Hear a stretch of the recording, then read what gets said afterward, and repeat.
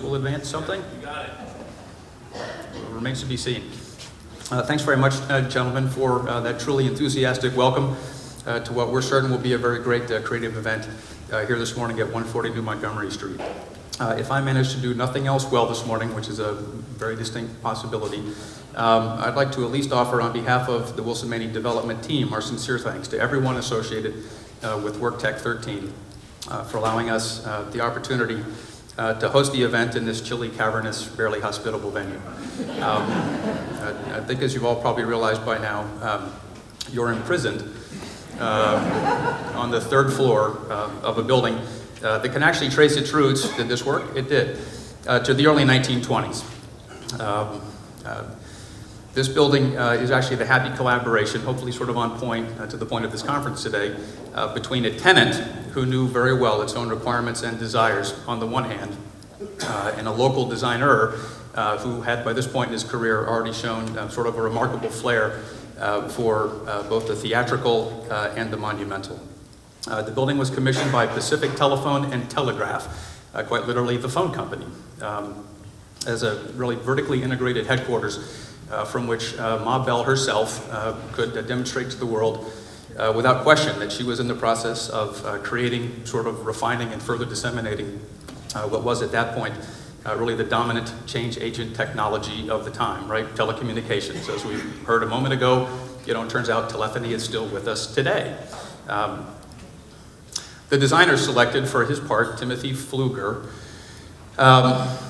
sort of shown here on the left, hastening his own demise with the excessive consumption of tobacco product, had really by this point in his career also demonstrated himself to be sort of a truly San Franciscan architect, we'd like to think, in a kind of melting pot sort of way. By this point, Timothy Pfluger had already sort of set himself apart through the design of landmark movie houses, theaters, high-end supper clubs here in San Francisco, top of the market, the Mark Hopkins Hotel, the Geary Theater, to name a few.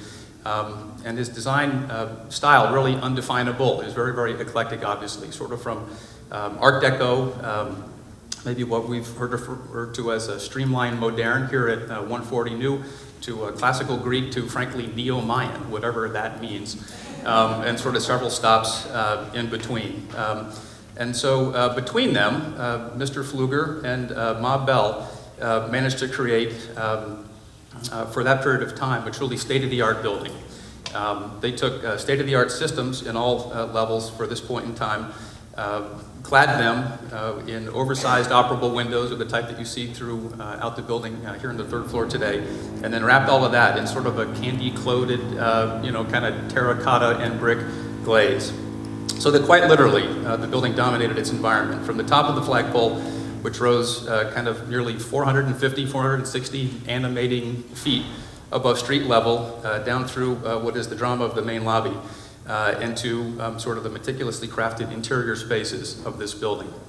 You know, for really 8 decades, 140 New Montgomery Street served, again, I think importantly for a conference like this, the specific mission of its particular tenant, as well as any building of which we know.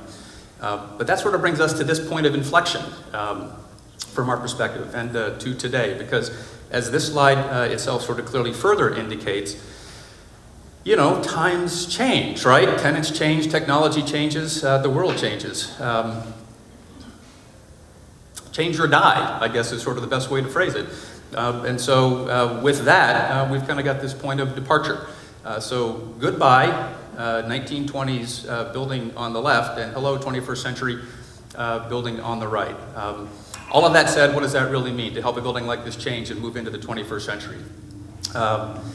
Thankfully, the last 90 years have been pretty generous to the neighborhood around 140 New Montgomery. As my development colleague from TMG, Matt Field, will probably further attest here momentarily, this particular district and the neighborhood is actually a wealth of amenities for office tenants of all types. 140 New Montgomery itself kind of further benefits individually from its direct adjacency to the Museum of Modern Art, directly to our west here, and its expanding new snow-headed design, and is further sort of always able to architecturally differentiate itself from either the current office product or the office product proposed here in the near future.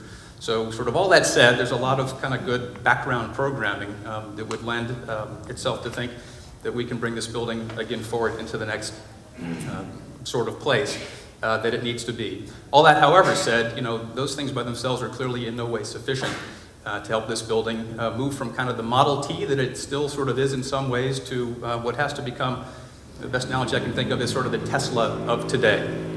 This was a typical floor plan for the building that we inherited a few years ago. Kind of very typically double-loaded corridors, insular, hierarchical, right? Sort of not the kinds of office spaces that would result in what we like to think of as the creative collisions demanded by tenants today. What we needed to do was rethink this building in its entirety. We needed to wring it out from the inside out, reconceptualize the entire core, so that we can in turn deliver, for the benefit of the broadest spectrum of future tenants, kind of the open floor planning, sort of exposed, authentic material types of spaces that are preferred by tenants of all stripes today.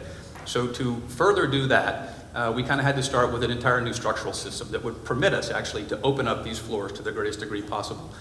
We were able to, sort of precisely insert, hard to use the word precise with this pretty Neanderthalic process, frankly, of concrete, but nonetheless, I'm going to use it. A new structural system of kind of shear walls and brace frames throughout this building.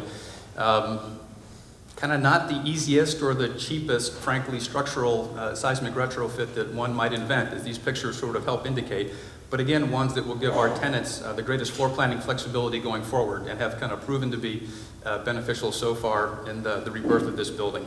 A little bit of rebar, a lot of sprayed gunk. In one sense, picked up an exit stair that used to run right over here and moved it inside the new shear cord, again, to kind of give us 270 degrees of visibility and access all the way around the wings of this building. Anybody with vertigo? Let's move along. We also replaced, fully more than 1,300 of the original steel single-paned windows with new sort of historically accurate in profile, low E efficient, yet still double hung windows throughout of the kind that you can see within this space. Took about a week.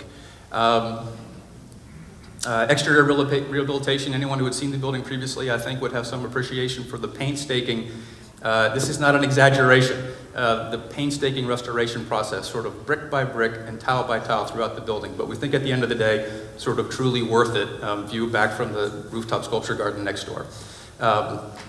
And then finally, of course, replaced every interior building system with today's new sort of sustainable, high efficiency, low water conserving fixtures to allow this building again to move into the next phase of its existence. And that phase is represented here on the next couple of slides by both technology tenants, who I think are now down to about one person every 5 or 6 square feet, based on some of the densities that we're seeing.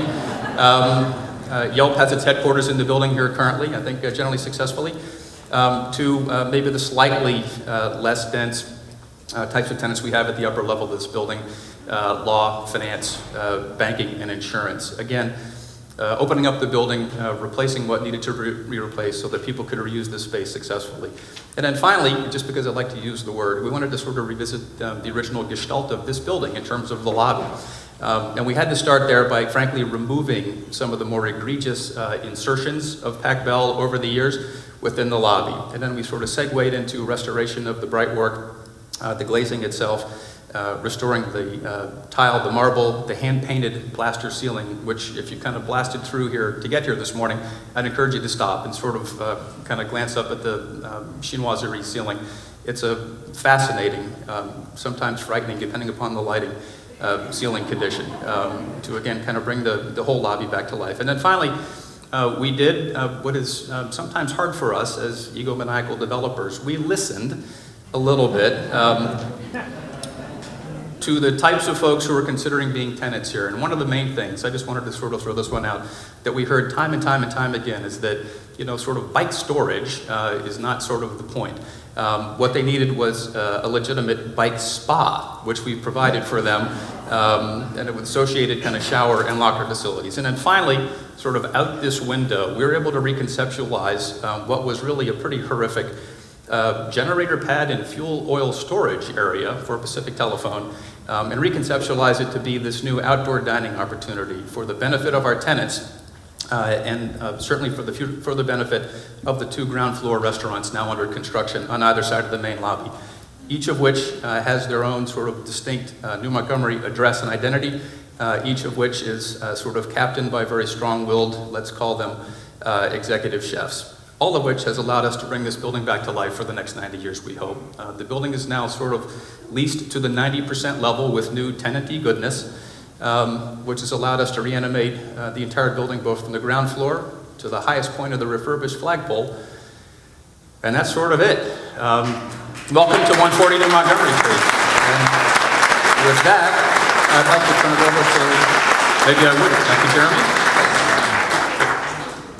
Thanks. Thank you so much, Seth. I think it's